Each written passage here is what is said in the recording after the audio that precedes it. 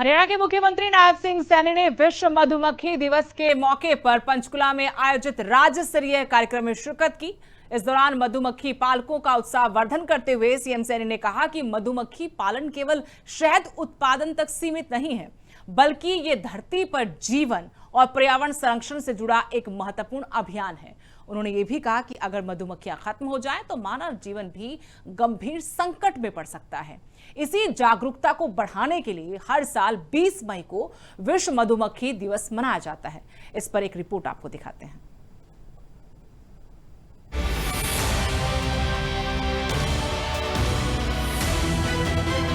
मुख्यमंत्री नायब सिंह सैनी ने कहा कि मधुमक्खियां केवल शहद ही नहीं देती, बल्कि खेती, पर्यावरण और मानव जीवन के संतुलन को बनाए रखने में भी अहम भूमिका निभाती हैं। भारतीय संस्कृति, वेदों और पुराणों में भी मधु और मधुमक्खियों का विशेष महत्व बताया गया है। मधुमक्खियां केवल शहद नहीं देती हैं, बल्कि खेती, पर्यावरण और मानव जीवन के लिए भी ये अत्यंत जरूरी हैं। ये साथियों, हमारे एंटोन जॉनसन ने वो बताया है। साथियों, हमारे वेदों में भी इसकी चर्चा है। हम सब इस बात को जानते हैं कि हमारे वेद पुराण, भारतीय संस्कृति में भी मधु और मधुमक्खियों के विशेष महत्व उनमें भी बताया गया है। साथियों, ऋग्वेद में मधु को समृद्धि, शुद्धता और स्वास्थ्य का ये प्रतीक माना गया है। उन्होंने चिंता जताई कि कीटनाशकों के अत्यधिक प्रयोग, प्रदूषण, जंगलों की कटाई और जलवायु परिवर्तन के कारण मधुमक्खियों की संख्या लगातार घट रही है, जो आने वाले समय के लिए गंभीर चुनौती है। हमारे वैज्ञानिक साथियों पूरी मानवता को बार बार चेताते आ रहे हैं।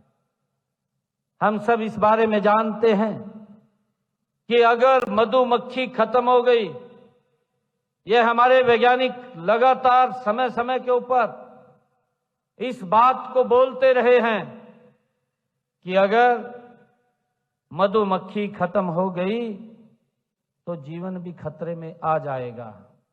इतना बड़ा महत्व व्यक्ति के जीवन में ये मधुमक्खी का है। साथियों, हमें इसको समझने की जरूरत है। पूरी दुनिया को साथियों इसी बात के प्रति जागरूक करने के लिए हर वर्ष 20 मई को साथियों ये विश्व मधुमक्खी दिवस ये मनाया जाता है। मुख्यमंत्री सैनी ने कहा कि मधुमक्खियां केवल प्रकृति के संरक्षक नहीं, बल्कि कृषि अर्थव्यवस्था की रीढ़ भी हैं। उन्होंने प्रदेश के किसानों से अपील की कि वे पारंपरिक खेती के साथ मधुमक्खी पालन को भी अपनाएं। कम लागत, कम जमीन और सीमित संसाधनों से शुरू होने वाला यह व्यवसाय लाखों लोगों को रोजगार देने की क्षमता रखता है। इससे किसानों की आमदनी बढ़ेगी और ग्रामीण अर्थव्यवस्था को मजबूती मिलेगी। आज मधुमक्खियां खतरे में हैं। ये हम सब जानते हैं कि कीटनाशकों का प्रयोग, पेस्टिसाइड कितनी मात्रा में वो किया जा रहा है। आज पेस्टिसाइड्स का प्रयोग, प्रदूषण, जंगलों की कटाई और जलवायु परिवर्तन हम सब देख रहे हैं। ये इसके कारण से इसकी संख्या लगातार साथियों कम हो रही है। उनका जीवन ये खतरे में पड़ रहा है। साथियों, इसीलिए इनके संरक्षण और संवर्धन के लिए जागरूकता फैलाना आज समय की ये जरूरत है। हमें इसकी जागरूकता को भी साथियों फैलाना चाहिए। मुख्यमंत्री सैनी ने बताया कि हरियाणा सरकार ने मधुमक्खी पालन को बढ़ावा देने के लिए साल 2021 में मधुमक्खी पालन नीति लागू की। इस नीति के तहत साल 2030 तक प्रदेश में मधुमक्खी पालकों की संख्या बढ़ाकर 7,750 करने और शहद उत्पादन को 15,500 मीट्रिक टन तक पहुंचाने का लक्ष्य रखा गया है। उन्होंने कहा कि सरकार मधुमक्खी पालकों को मधुमक्खी के बक्सों, कॉलोनियों और उपकरणों पर 85% तक सब्सिडी उपलब्ध करा रही है। मुख्यमंत्री नायब सिंह सैनी ने कहा कि कुरुक्षेत्र के रामनगर में इजराइल की तकनीक पर आधारित एकीकृत मधुमक्खी पालन विकास केंद्र स्थापित किया गया है। इस केंद्र में शहद व्यापार केंद्र भी बनाया गया है, जिससे मधुमक्खी पालकों को आधुनिक तकनीक और बाजार दोनों का लाभ मिल सकेगा। उन्होंने कहा कि प्रधानमंत्री नरेंद्र मोदी के नेतृत्व में देश में national beekeeping and honey mission की शुरुआत की गई, जिसके सकारात्मक परिणाम अब सामने आ रहे हैं। हमने कुरुक्षेत्र के रामनगर में इजराइल की तकनीक पर साथियों उस आधारित एक मधुमक्खी एकीकृत मधुमक्खी पालन विकास केंद्र वहां स्थापित किया गया है। ये देश का साथियों पहला एक मधुमक्खी ये विकास केंद्र वहां पर बना है। साथियों इस केंद्र में किसानों को मधुमक्खी पालन का प्रशिक्षण दिया जाता है और इस केंद्र में शहद व्यापार केंद्र भी स्थापित किया गया है। एक बाजार वहां पर स्थापित किया गया है। इस शहद व्यापार केंद्र पर लगभग साथियों 800 टन शहद का व्यापार हो चुका है। और साथियों मुझे खुशी है कि इस केंद्र में शहद निकालने, भंडारण और प्रसंस्करण और राष्ट्रीय एवं अंतर्राष्ट्रीय साथियों स्तर पर शहद के विपणन का प्रशिक्षण भी उस स्थान पर रामनगर में दिया जाता है। उन्होंने कहा कि करीब 12 साल पहले देश में 76,000 मीट्रिक टन शहद का उत्पादन होता था, जबकि अब शहद उत्पादन और निर्यात में उल्लेखनीय वृद्धि हुई है। साल 2024-25 में देश से 1 लाख मीट्रिक टन शहद का निर्यात किया गया, जो मधुमक्खी पालन क्षेत्र में आई प्रगति को दिखाता है।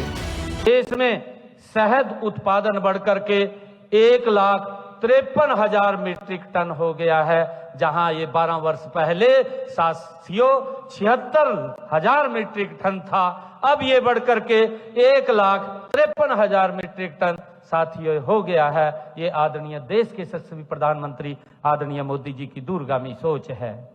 साथियों मैं ये भी कहना चाहूंगा कि शहद केवल एक स्वादिष्ट आहार नहीं है, बल्कि यह आयुर्वेद का अमृत भी है। हम सब इस बात को जानते हैं और दुनिया में भारतीय शहद की मांग भी बढ़ रही है।